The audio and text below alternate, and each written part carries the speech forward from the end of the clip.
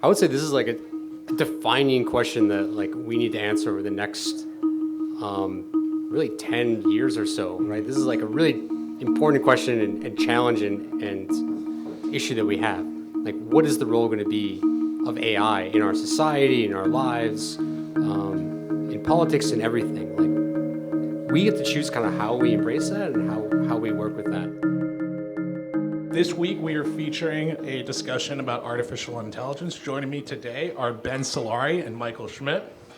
You know, when we hear the term artificial intelligence, we hear it a lot, but I know for some of us, it sort of conjures up an image of Arnold Schwarzenegger traveling back in time to save Linda Connor. If it's not that, it's probably Iron Man's nice machine friend Jarvis helping out in the Avengers movies.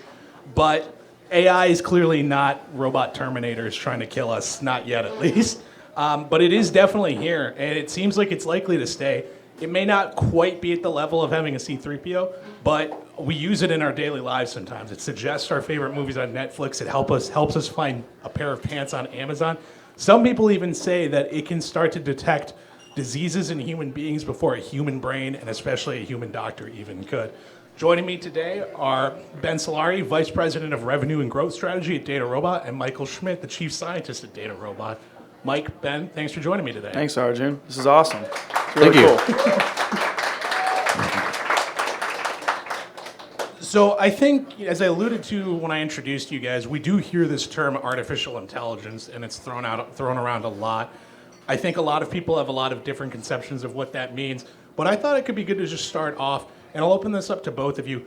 What are some ways that we interact with artificial intelligence in our daily lives that we might not realize? And I'll start with you, Michael. Oh, man. You know, one of the fields that's been the most disrupted by artificial intelligence and machine learning in general is anything involving images. So think of like a Snapchat filter or any sort of processing that's done on images today. That is, without a doubt, almost 90% likely is very heavily involving machine learning, AI. Because AI, machine learning, is excellent at sort of looking at that raw pixel data, learning from lots of examples on where the locations of eyes are, where your mouth is. Very, very likely that that's sort of connected. Yeah. Ben, how about you? You're sort of on the sales side of things, so you really see how it's used in a lot of different ways? So I think defining where AI has come from or the definition of it, there's a lot of sexy, you alluded to, Terminator type, definitions. Anytime there are observations of something happening and an outcome that has been observed from those observations, that it creates a footprint that an algorithm can learn from. So as we have had our smartphones in our pocket, anything that you're doing that's creating a digital footprint, whether it's Google Maps knowing that there's traffic ahead because the GPS signals are starting to slow down, and healthcare, electronic records now know, how long you've stayed in the hospital, how many procedures you had, the likelihood of you having to be readmitted in the hospital. Anything where there are observations that are being created that can now be optimized from a decision-making standpoint. So I'd say the way that we interact with it, anything that is in your phone that you are doing on a daily basis, from the purchases that you make to the Ubers that you call, that's all creating data that can be mined with algorithms to optimize in the future. So I think the smartphone has exploded how much data is out there that would be then, optimized. And when you hear about artificial intelligence, you usually hear the terms deep learning and machine learning thrown around in it too. Michael, can you sort of explain to us what the differences are between these three different terms, but also how they relate to each other? Yeah, so AI, right? So think of AI, like what's a practical way to think of AI, right? You've seen AI in movies, you've heard of it, like the AI concept of maybe in academia. What's a useful way to think of AI? I like to think of AI as like it's an opportunity to really automate some process, to use machines to do something automatically on their own that is intelligent in some way. And there's many different ways you might try to automate some sort of application or use case.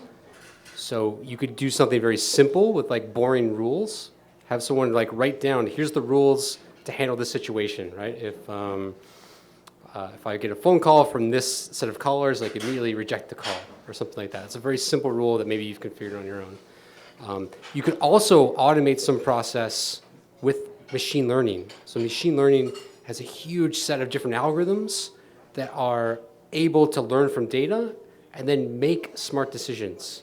And they can do that automatically. So that's another way of automating some process, some decision process. Deep learning is one special way of automating certain decisions. So deep learning tends to thrive on a very select subset of problems that involve images, that involve audio, that involve text. Other algorithms in machine learning look at raw numbers, right? That look at like the amount of sales and tell you like how much sales you're going to be doing next week or how much marketing you should be doing or things like this. So deep learning is this one particular algorithm that's been exciting because it's been really successful in one particular area. But there's actually a really rich and deep set of algorithms throughout machine learning for all kinds of different use cases besides just those that I mentioned. I also think deep learning gets all the hype because it's all like the sexy use cases. It's Go, It's Deep Blue. It's the self-driving cars. It's the stuff that makes headlines. It's like predicting ATM bank fraud or predicting hospital readmission is not going to get New York Times front page. Right.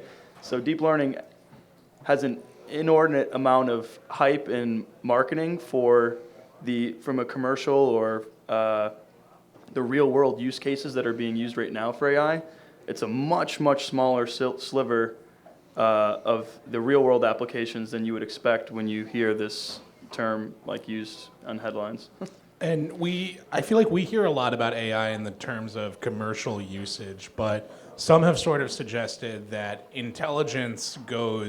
intelligence goes past just being able to have these commercial applications, more than image recognition and medical diagnosis. Human intelligence is sort of general purpose almost. Michael, do you work really inside creating this stuff? Do you think that there is a feasible path that we do get a machine that is sort of this general intelligence machine? That's a good question. What do you think, Mike?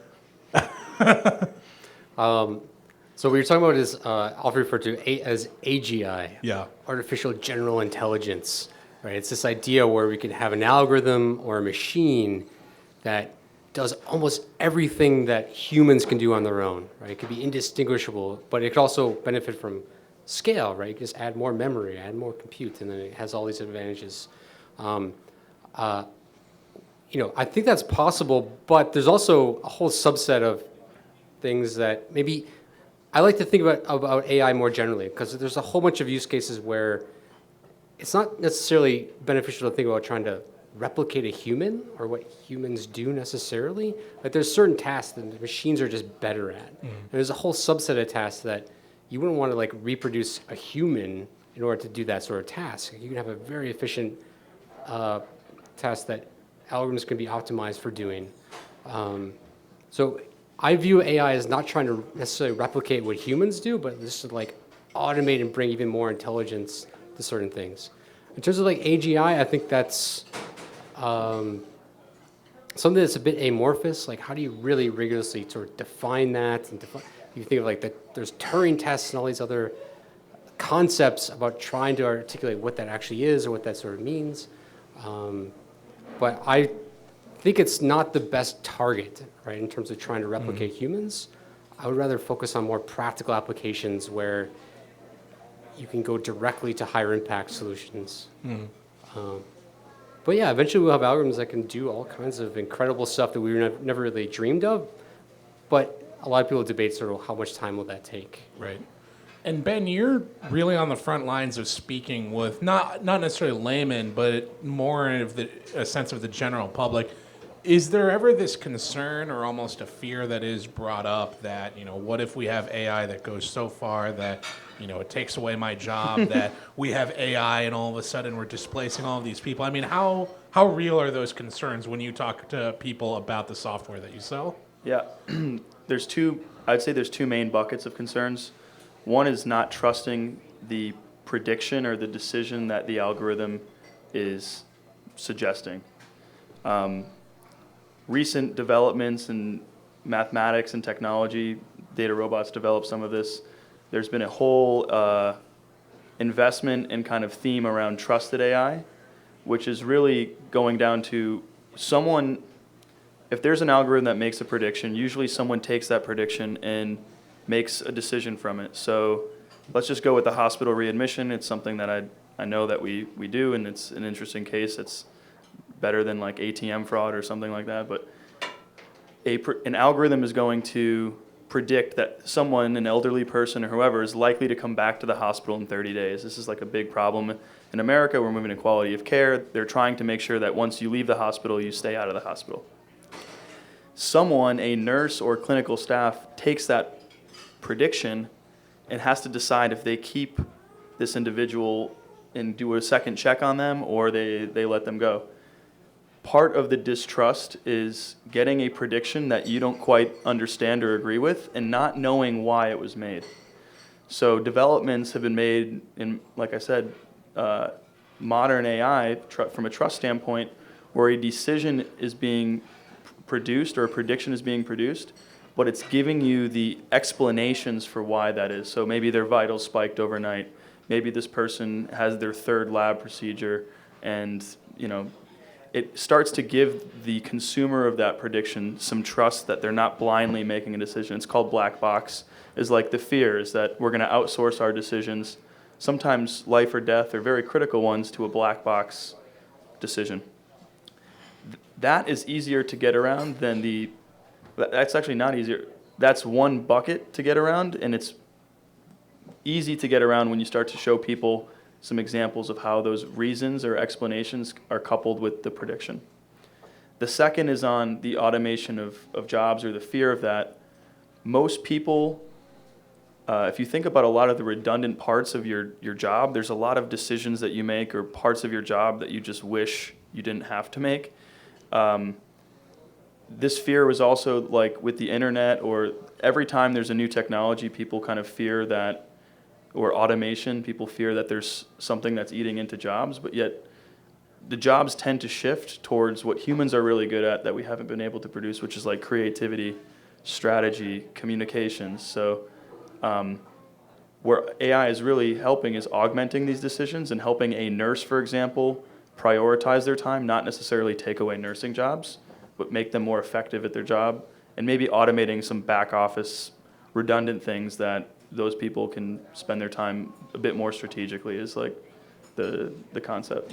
How do you assuage the fears of the first one? Because to me, it strikes me as what you had said was really interesting is that, and you had touched on this too, Michael, is that the information that you're getting from these algorithms are more supposed to augment what you're doing. They're not necessarily supposed to replace a decision-making process. Is that something that people seem to misunderstand when they're first introduced to the concept, that they are supposed to take these predictions and just go with them, not necessarily augment their own form of thinking? And how do you go about assuaging these fears that we're not going to live in a society where an algorithm decides how much a person gets paid, or an algorithm decides who is eligible for SNAP benefits or not? Yeah, I'll take a quick share at it. One helpful mental model to make is the cost or the risk of a correct or inaccurate prediction. So for example, ad clicks, that's not something, people will be fine augmenting whether or not someone's going to click on an ad for the billionth time. As you begin to move along that spectrum, at some point, those decision points become a lot more costly if you get wrong or right. And that's, I think, where you start to couple augmentation, where humans will still have their skill in a hospital setting. We're probably far away from someone checking into a hospital and an algorithm saying they should get brain surgery, and no doctor saying, let me just see if this makes sense. So I think somewhere along that spectrum, you start going from automating decision making to augmenting them. But that would be the model I would use. But I don't know.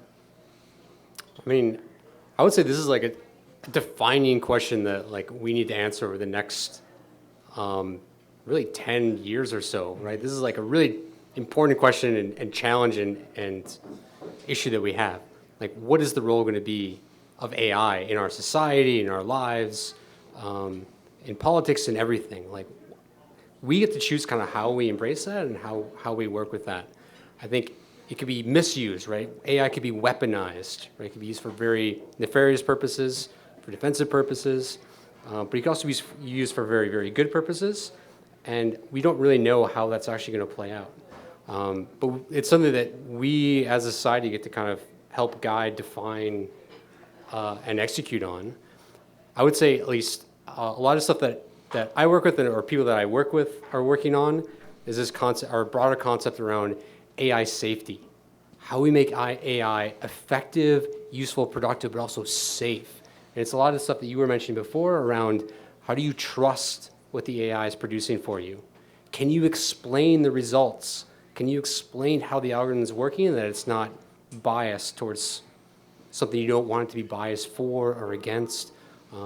That's a lot of sort of the cutting edge stuff in AI right now is how do you produce safe AI that you can trust but also explain? So a lot of the work that I get to work on, I get to be involved in, is like deeply involved in that sort of thing. Like we have all these advanced algorithms, but how we trust them? How can we explain what's going on? How can we use them for better purposes? Are you ever concerned that there is a knee-jerk backlash towards AI, as you alluded to, that there is towards all new technologies, and that this backlash could stymie productive development of AI?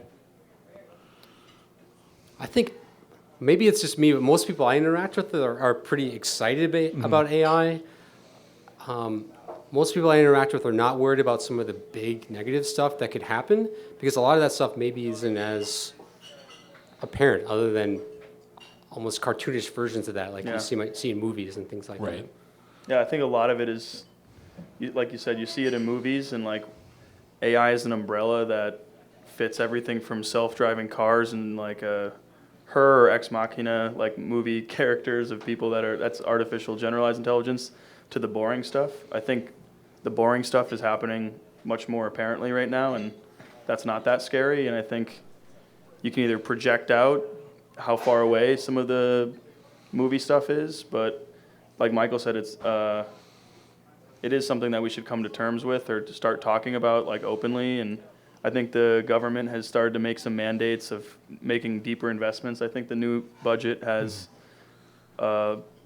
definitely, they called out artificial intelligence specifically of like making sure we keep up, investing in it. And part of what it was Congress or someone called out was like, we even need to define what it is. Like part of it was even defining what is artificial intelligence, because we haven't even at a federal level come to terms with what we're talking about here. Right. Let's turn a little bit to how AI functions. And you guys talk a lot about the need for data and the use of data. What exactly are we talking about? I mean, are you creating algorithms that are sort of interpreting all of this data at hand, but what exactly is this data? Where is it coming from? And so I'll use an example we've talked a lot about medical uses for it.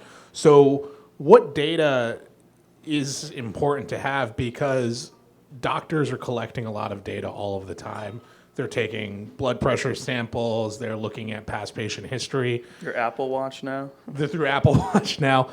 How do we figure out what the data that we need to make the best informed decisions are? And how do you as a developer start with that process? So I'll use the example of the hospital again. If you need to create something that can help predict diagnoses much better, how do you know what data set that you need to start with and what information you need to bring in? That is an awesome question for machine learning and AI in general.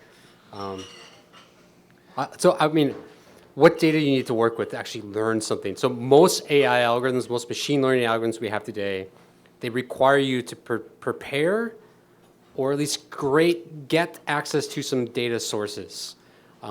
We have actually algorithms today that can take multiple data sources, figure out ways to stitch them together and learn from multiple data sources at once. But just a few years ago, or even more recently than that, you'd have to have this really well-prepared data set where it's like, this is the thing I want to predict, and these are all the things I want the algorithms to use to predict that thing. As we've gotten better algorithms, basically we've made the algorithms smarter so you can add in more and more information that you might think is possible, might think is important. A lot of it's figuring out what are the things that might be influencing the thing I actually want to predict. And for a long time, if you gave it too much information or maybe information that was not useful for predicting, it would really hurt the performance of the algorithms. Like they totally tripped up. If you gave it the temperature outside and you want to predict revenue of a company, it might like really impact it beyond what is actually reasonable, right? Because of just random mathematical statistics, right? It's going to find some artificial association. So algorithms used to be really sensitive to what data you provided. You'd have to think really hard about it. That's no longer the case. Or it's just no longer close to what it used to be. You can provide a ton of information, and the algorithms are actually really good at selecting, of the 1,000 things you told me that I should look at, these are the 10 things that actually are impactful or actually matter. You can actually figure out what's relevant and what's not to figure out how best to solve the problem. So it's becoming easier and easier just to give it more and more raw forms of information that these algorithms and these machines can be more and more effective even with. I'll just, if I can add on to that, I think the other piece is what we're doing from the education side is teaching people how to frame problems.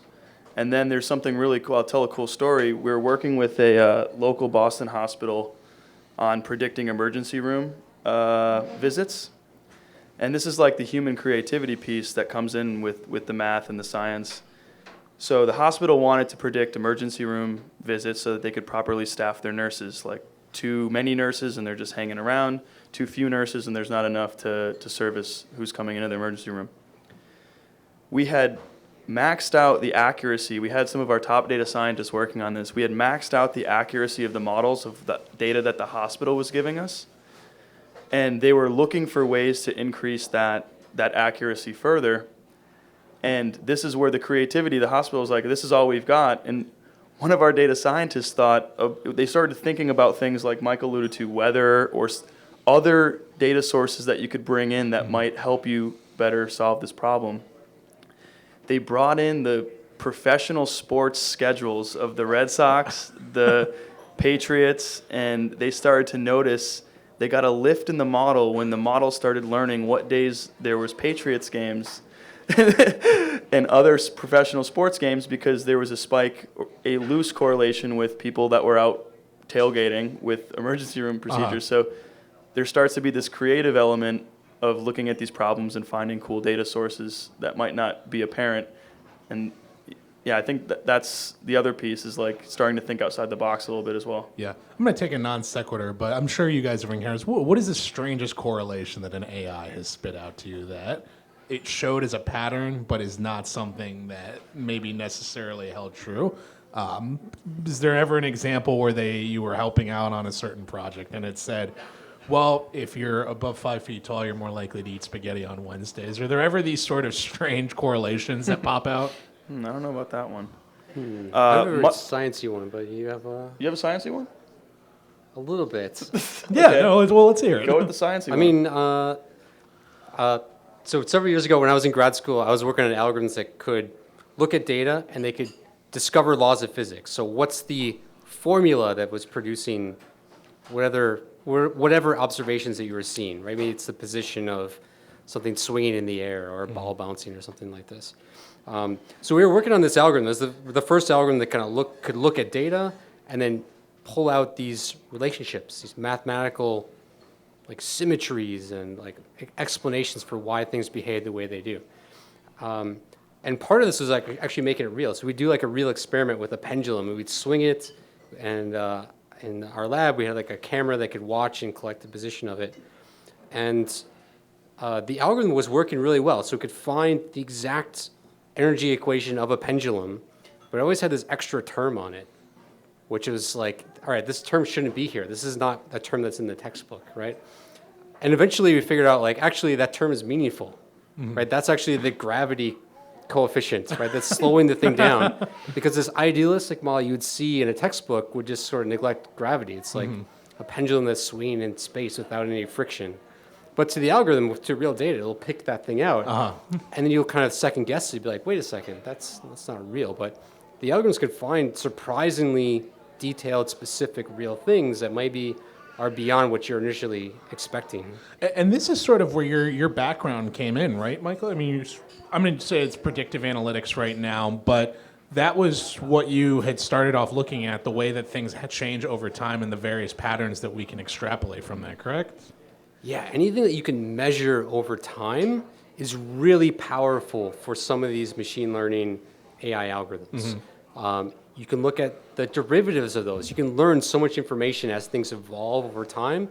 It tells you a tremendous amount of data about, or information about the physics, sort of what's causing things, right? If something happens and then a few seconds later it causes something else to happen, you can really accurately find those associations or those relationships across time that are powerful. Yeah. So you can do some really surprising things with physics or even boring stuff like sales, right? So all that stuff is very, very tightly related. They have very similar data in the end.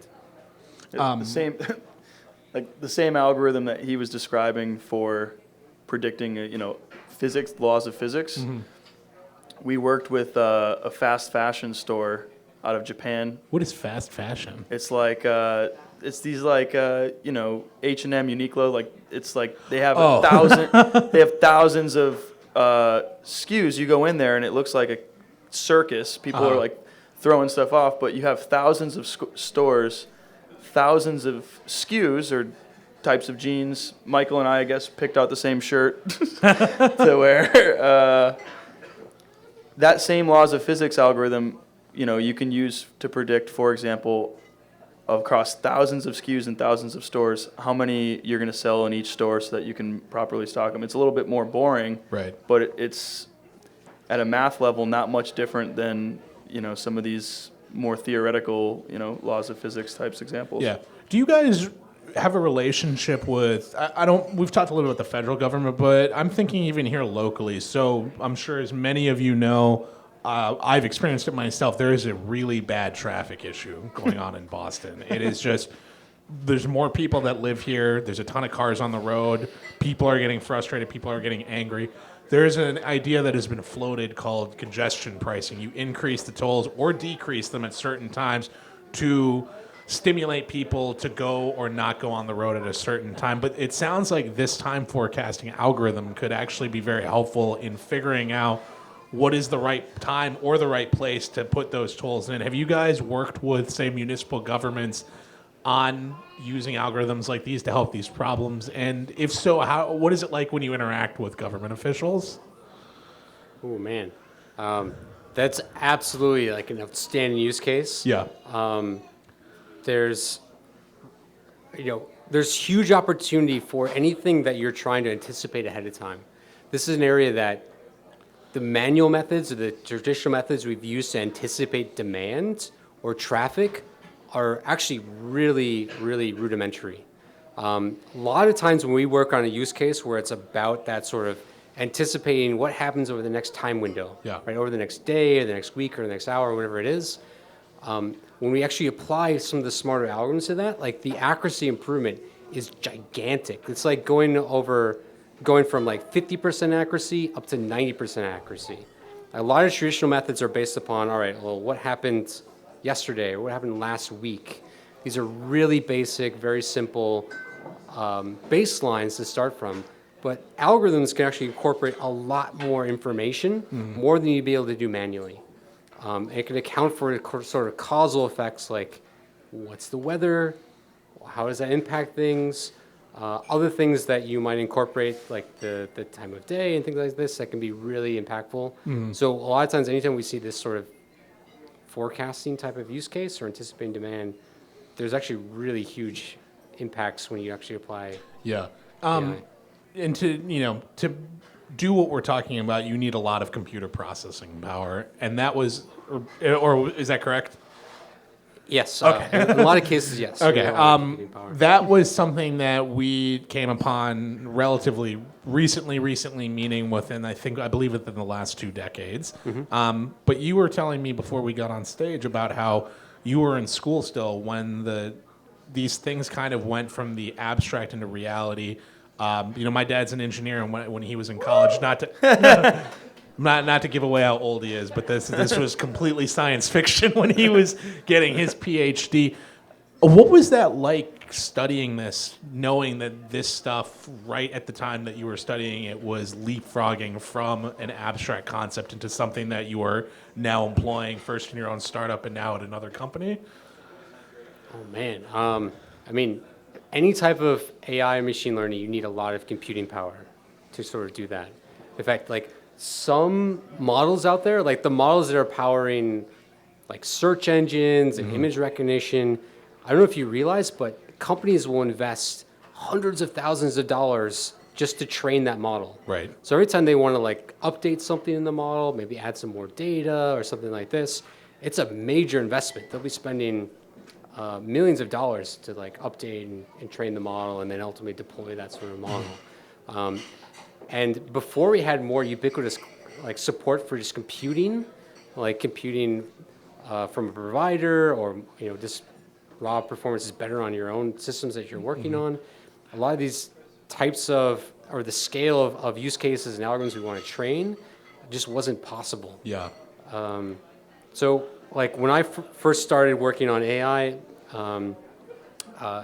in grad school, it coincided when like cloud computing became very easily available, right? So it was a matter of creating an account and saying, hey, give me 50 servers. And then a simple way to sort of run that algorithm across 50 different servers, that would give you a new capability. That was definitely all the ability to easily compute and get compute very easily was like critical to all kinds of AI research and progress we've seen over the past maybe 5-10 years for sure.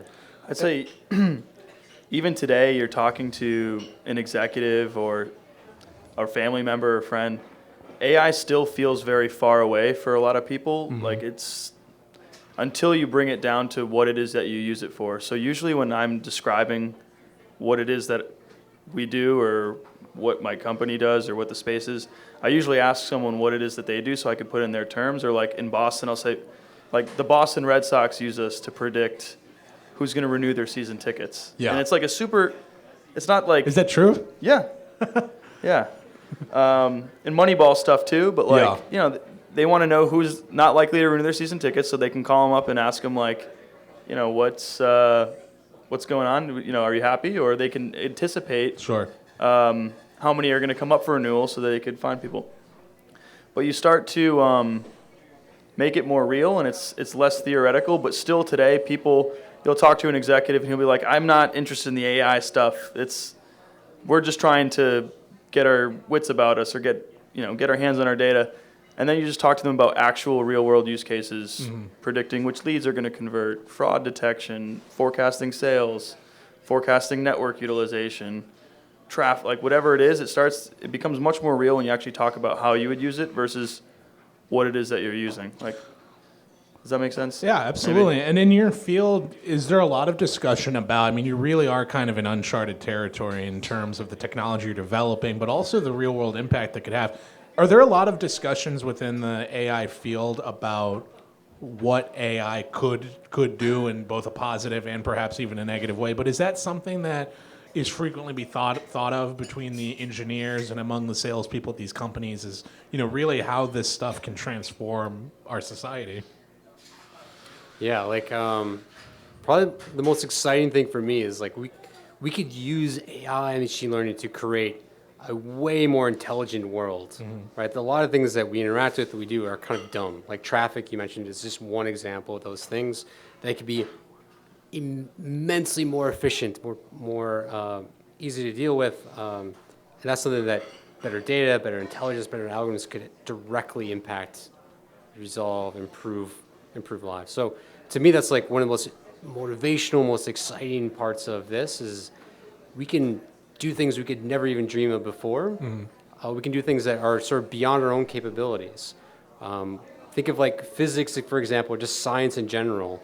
A lot of problems today, especially in like medicine and biology, they're veiled in complexity. It used to be you could be a genius physicist, you could go off into the woods, you could come back with a theory of everything. Right. You could come back with your theory of relativity or whatever, what have you. Today, to make progress in science, it takes armies of scientists kind of working over decades to actually make significant progress. So we need better ways to scale with the magnitude of problems we want to solve. And we need to use and leverage technology to help us do that, to help us sort of scale. So to me, those are the most exciting pieces for sure. And on that note, the computer scientist Kai-Fu Lee once wrote, "Real AI strength in the age of AI implementation won't come from a handful of elite scientists who push the boundaries of research. It will come from an army of well-trained engineers who team up with entrepreneurs to turn to turn those discoveries into game-changing companies." He was talking about what he considers to be somewhat of an AI race between the United States and China. Now, you two both work in the field. I know that you've both traveled to Asia. Does this competitive atmosphere surrounding AI and AI research really exist between the scientists and the researchers, between the United States and China? Well, let me answer just before I get into the geopolitical part of the question, right? What's interesting about that quote is it reminds me that there are certain things that AI and algorithms today are not good at, Yeah. right? Where there's a huge benefit of like a collaboration with someone like an engineer or a domain expert. So a lot of times, a lot of the contextual information that we use to make decisions, maybe it's decades of experience working with something, maybe it's like common sense logic about how things get done or how things operate in sort of business. A lot of times that type of information is not encoded in databases or data sets that we would learn from. So it's completely inaccessible to an algorithm, no matter how smart that algorithm is. So the most effective applications of AI and machine learning really unite those things together. And it means someone has to sit down with the data and with the algorithm and give it the right context, the right prior information, and the right constraints that take that type of common sense contextual information into account. Otherwise, the algorithms will not be able to use it or neglect it entirely. So there is a very important sort of marriage there between those two, and both are really important to actually having a positive impact for sure. Yeah. I'll take the geopolitical swing. Whatever. Sure. One element that's interesting to think about in the dynamic between China and America with regards to AI is Europe is probably, I would say, top in terms of regulatory privacy of your individual data. GDPR came into effect. It was a regulatory statute that kind of said every individual owns their data. And if you want the right to be forgotten or you want to silo yourself from having your digital footprint be, diluted or expanded into others, America is following that.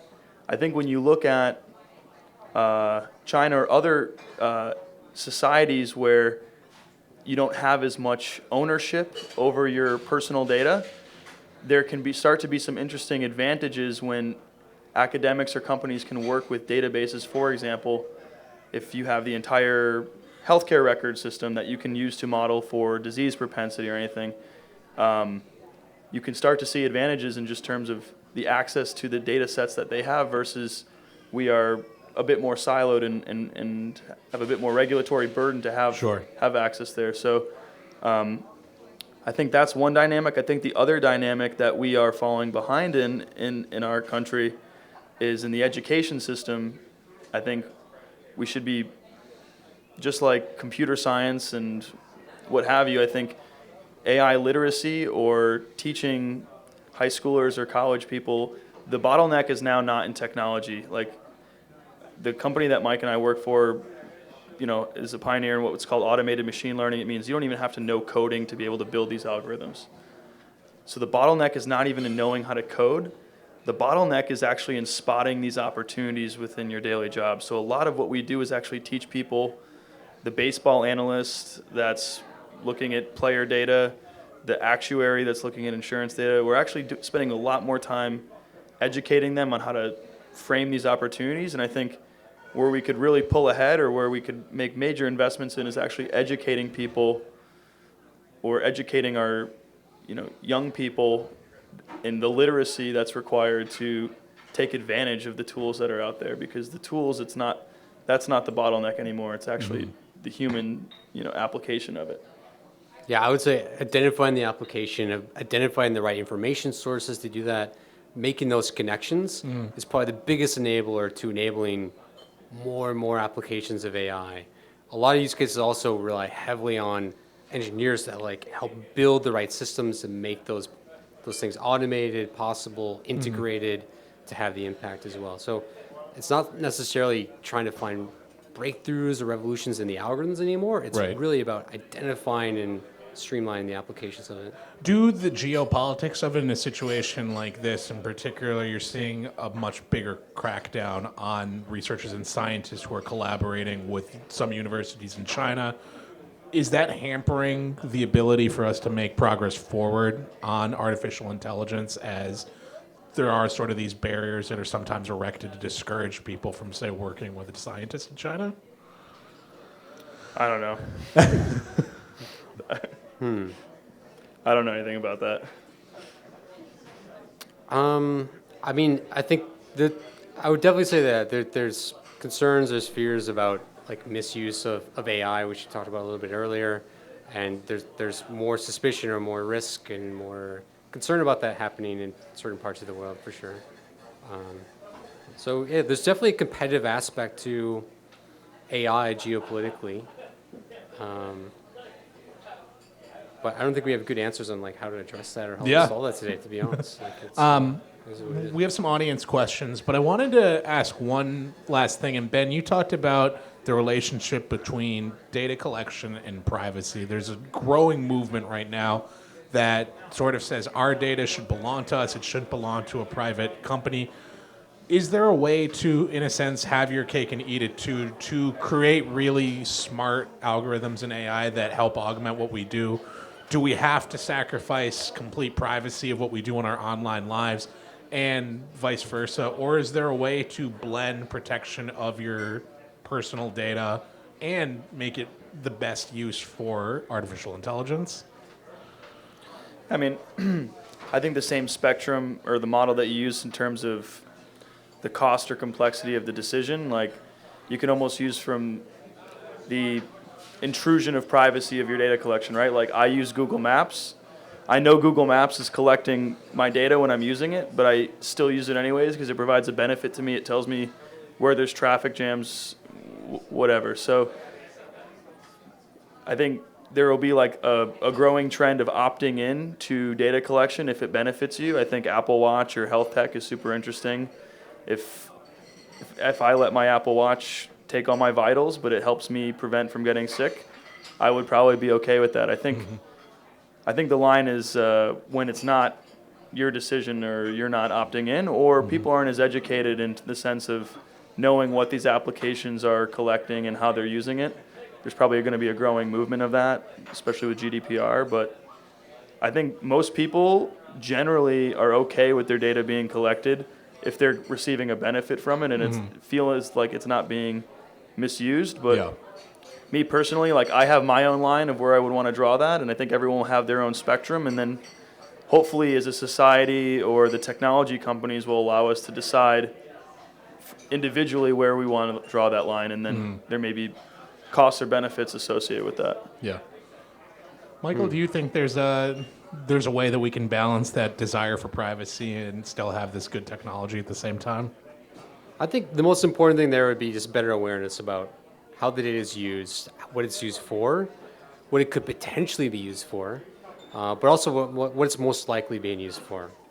So a lot of data is, the use cases, they're using really sensitive information for you, but they're using it for quite benign use cases like what's the best ad to show you. Right. But it could be used for much more sensitive things, but there's different risk factors to actually doing that. So I think it's sort of better awareness of kind of what's possible, what the real risks are, and just educating yourself about what is and isn't realistically going to happen, or what's your real exposure.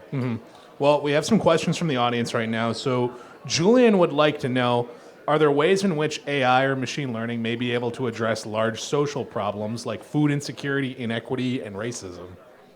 Yeah, I mean, we started a program called AI for Good at DataRobot. We partnered with, I think, 10 nonprofits to start. We started actually, like I said, it's not necessarily the technology gap, but a lot of these nonprofits or social causes need just help in identifying how that they could use AI for their own good. So part of it is education. Our company started to work with a few select nonprofits, but there's massive, I mean, those use cases that Julian mentioned, I mean, there's massive use cases in terms of from social good perspective, but the government kind of needs like a task force of people that are doing it. I'm not necessarily sure like the welfare agencies or anything are actually have staffed with the people that could actually benefit from that. But Right. I don't know. One of the incredible things with AI is like you can like use it to control the things that you were just mentioning about. So the things that you're worried about, you can give it those constraints. You can actually use AI to detect bias. And you can use it in a meta sense. You can use AI algorithms to learn, is this other algorithm being biased? And what's the best way to correct it so it's not biased? So you can use algorithms to like directly control, influence things, which might be way more difficult on an interpersonal level or like with machines, you can just kind of make it happen, which is kind of beautiful. Sam would like to know, what's the most innovative use of AI that you have seen in your careers? So I don't know if it's so before I used to be an equity trader, so there's some interesting financial use cases. It's not necessarily the alternative data trend is pretty cool. So this blew my mind when I heard about it. So hedge funds, alternative data is kind of this growing industry of using non-traditional data sources to make decisions. There are satellite companies that are popping up that hedge funds are buying data from that are using satellite images to inform their stock trading. So an example is satellite companies are taking pictures of Hilton parking lots every day and seeing the vacancies in the parking lots and determining if Hilton's business is struggling based off of the vacancies in the parking lots. They were also looking at, from an oil trading perspective, these oil tanks from the sky, a mile up. They're building models on the shadows cast by these oil tankers because based off of how much oil they're storing, the sun is casting a higher or lower shadow, and they're able to determine stockpiling and model the surplus of oil that's being stockpiled in some of these. So it's it comes to mind as a very novel use of this alternative image data. It's not like necessarily for good, but I think it's interesting. That comes to mind. I don't know about you. Some of the most interesting use cases there that I can think of that are kind of surprising is what it falls under this class of problems called inferential sensing.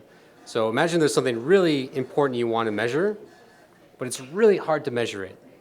So the way you might go measuring that thing you want to measure is by taking a bunch of measurements all around it, right? So think of like a classic example would be like maybe the temperature of a reaction to produce some sort of medicine is really important to actually produce like a good quality medicine in the end. Otherwise, you just get junk. But putting that temperature sensor in the middle of like a chemical reactor is really expensive, really hard to do. It's prone to failure, all these different types of things. But you can surround it with all these other sensors. Like think of like 100 or 1,000 other temperature sensors. You could surround it that are redundant. They're really easy to put on there. Could you use all these different thousands to infer something really important about what you actually want to measure in the middle? So some of those are actually pretty neat. Like there's some really creative things where things you wouldn't expect impact something like that would be like vibrations or the time of day or other things that are going on in the factory, gravity. Who knows what else is going on? But a lot of information can help you infer something really important that is actually quite difficult to measure otherwise. Mm-hmm. Oh, I would feel bad if I just used a hedge fund example.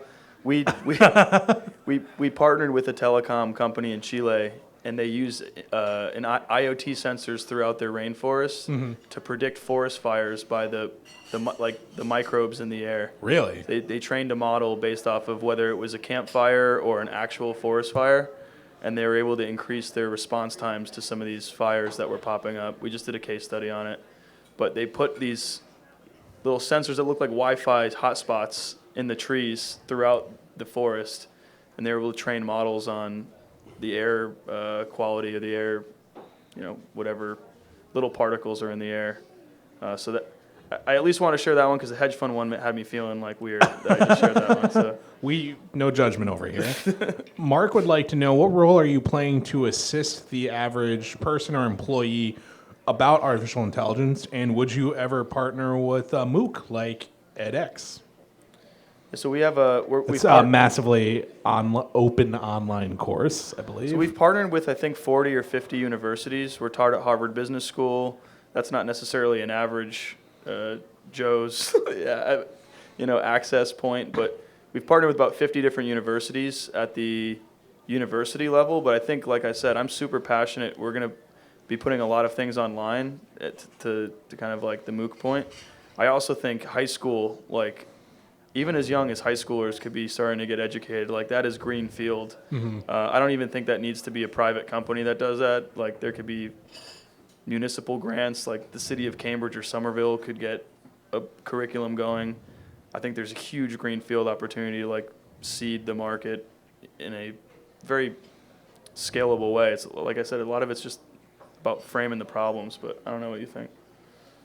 Yeah, I think of so stuff I worked on in grad school. I ended up creating a software program called Eureka around it, and it's something we promoted. We got let people use for free, and they could pay for cloud computing if they wanted to. Right, that was sort of our business model.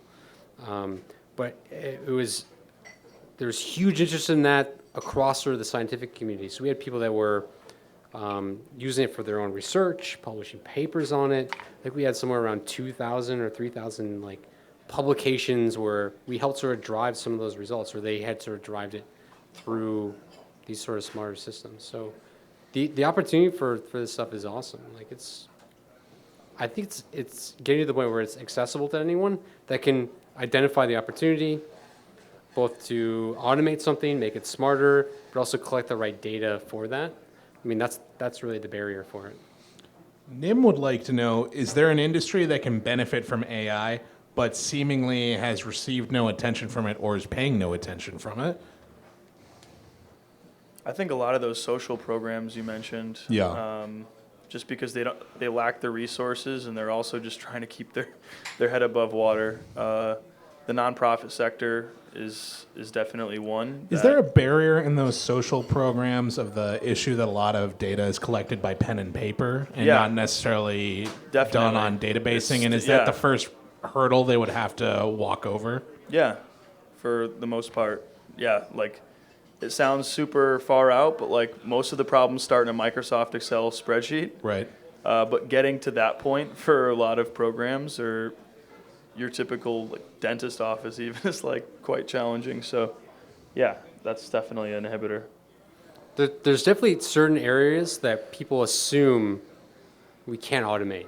Yeah. So one of those is in artwork. Could AI actually produce artwork?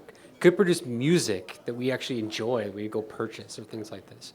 So this is actually a super active area of research in AI. And there's already stuff that you might have seen already where you can use AI to kind of learn from past art. You can predict based upon characteristics of a painting, what's going to be interesting about it, will people receive it well.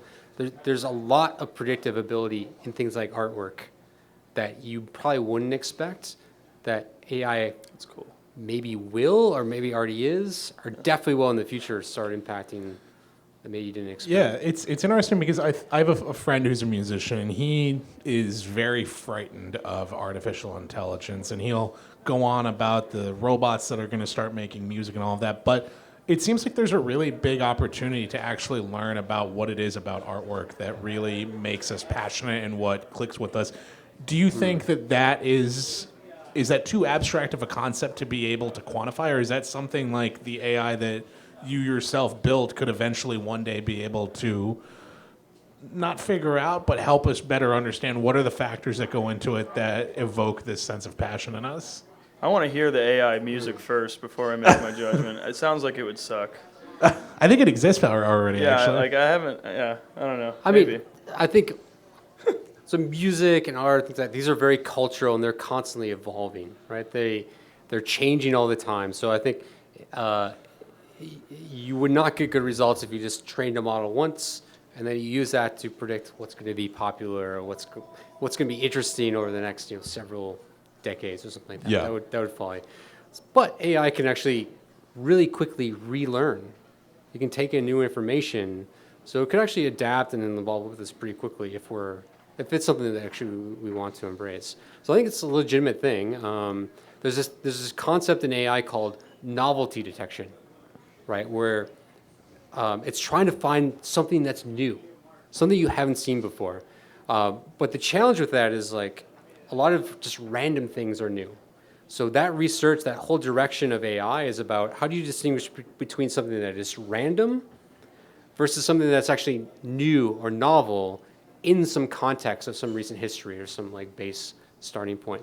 So that's where a lot of the research is going, is trying to find things that are novel but still interesting, right? It's not random noise. It's like novel but not trivially randomly. So there's a lot of interest and research going there. It's not clear where that's ultimately going to go. Yeah. Hopefully it's something that kind of augments what we're already doing with arts and machine music and things like this, but all this stuff has yet to play out. Yeah. We're going to see it in our lifetimes. It's going to be kind of exciting, I hope.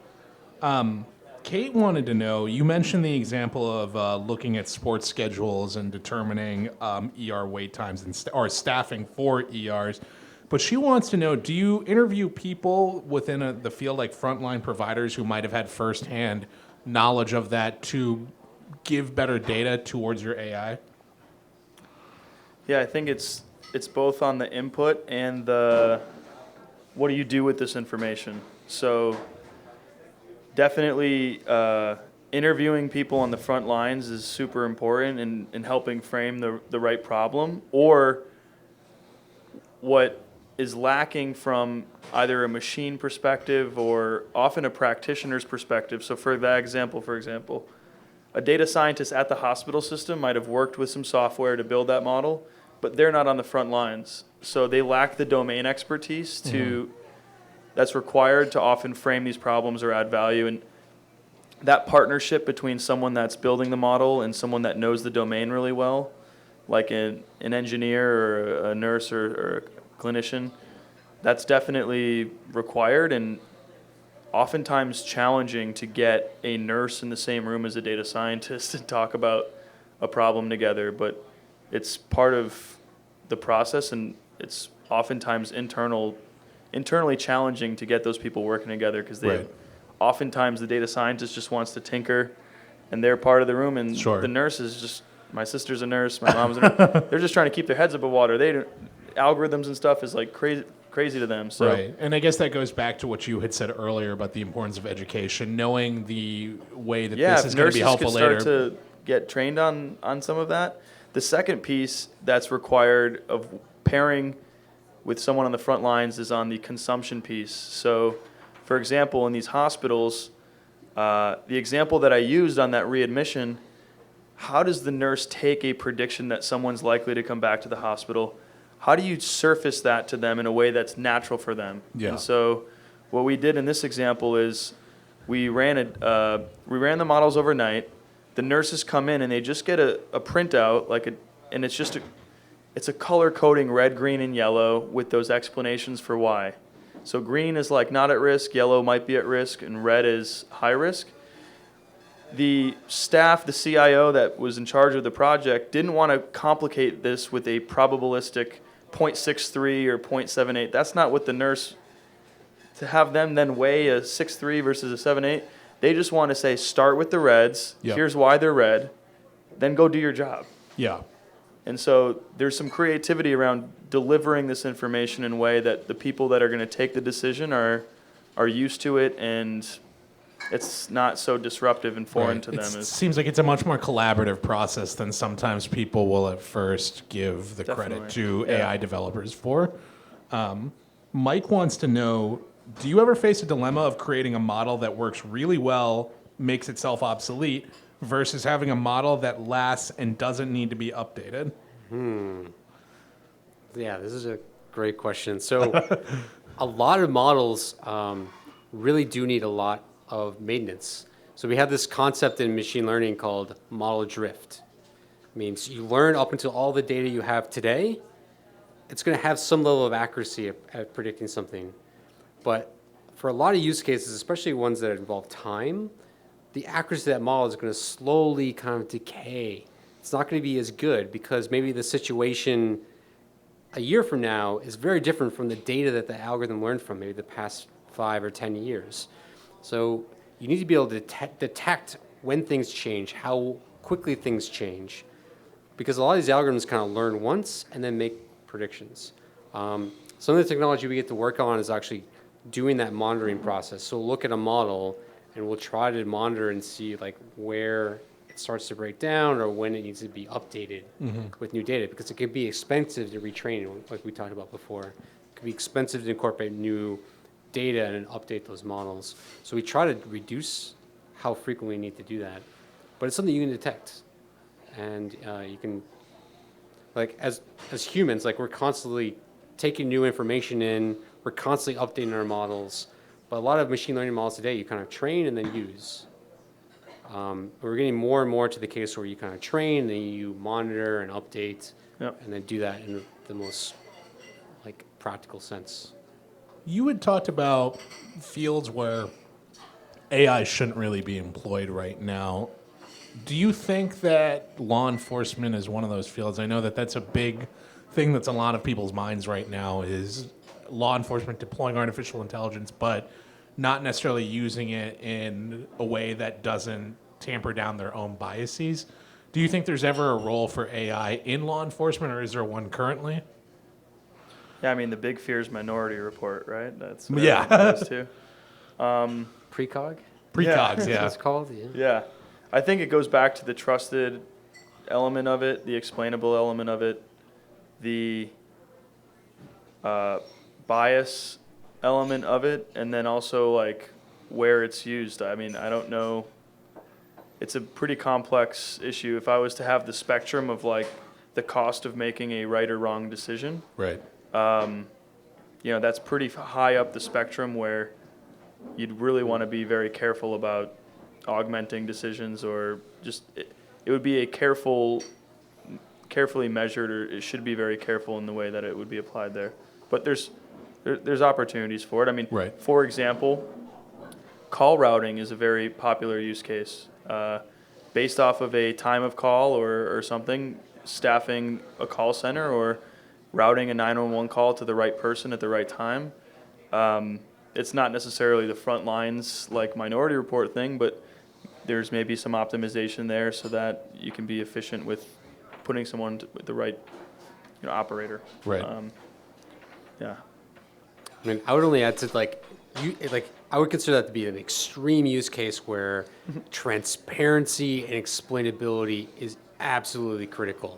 I think there's smart ways to use algorithms and AI to assist those areas, but there can be absolutely zero compromise on the explainability of how they're working, their shortcomings, their limitations, and why they're doing whatever they're doing. But on that point, I often think when you think about a bias or explainability of an algorithm, we as humans are biased, and like I don't think enough credit is like every decision, like an algorithm might replicate a decision that you make, but we often don't have to justify why we made a decision, and we don't have to explain why we made it, and we have our own biases that is developed through our own observations or learnings. And so it's not like we are the human decision is perfect and the algorithmic one is the one that has. I think it gets lost in like the fear of the bias or the ethics of AI is that oftentimes, in law enforcement is an example, and many other cases, like humans have their own biases as well that aren't held to those types of scrutiny, or they are, but it's not as dystopian to think about. Yeah, with machine learning, you can once you identify those things and it's clear that this is what the data, like how the algorithms are reacting to whatever you're training them on, you can directly correct those, right? That's an engineering task. So there's a way to kind of control for this. So there's some potential benefits in that regard as well. So For our last question for an evening, I think this is a nice note to end on. If you had to build a model to make one piece of your daily life easier, what part would you build it for? Oh man. Mike, I'm just imagining you're like, well, I build models all the time now. I mean, my life. One life I would of my say, life like, easier. to me, it's kind My of dating meta. life. Like, I want to use machine learning models more to help design more machine learning, more AI, right? Like, there's actually a lot of logic that goes into, like, tuning the models and picking what parameters to use. That's an area where you can use AI to, like, make that way more intelligent. Yeah. But then your data sets become really complex, right? Mm-hmm. You need to have examples of training on entire data sets to learn things. So it's a really hard problem, but Yeah. I would love to automate that more. I don't know. I think health and wellness is an interesting area. So you think about if you were to capture all of the things that you do in a day, whether it's what you eat or what you drink or how much sleep you get. There's some days where you're feeling awesome and you're like fresh, and there's some days where you're dragging. Like if there was something that helped you optimize, I think, or helped me optimize like energy and like how fresh you feel. Like I think. How many times you can eat nachos in a week without Yeah, it being exactly. that Maybe bad? maybe it's the nachos, but no, I think health and wellness is super interesting. Yeah. Like sleep. There's a lot of areas there, but I don't know. Yeah, that's a good one though. Great. Well, Michael Schmidt, Ben Solari, thank you so much for joining us this evening. Thank you. Thank you guys for coming out, for Yeah, filling thanks out for the room coming out. tonight.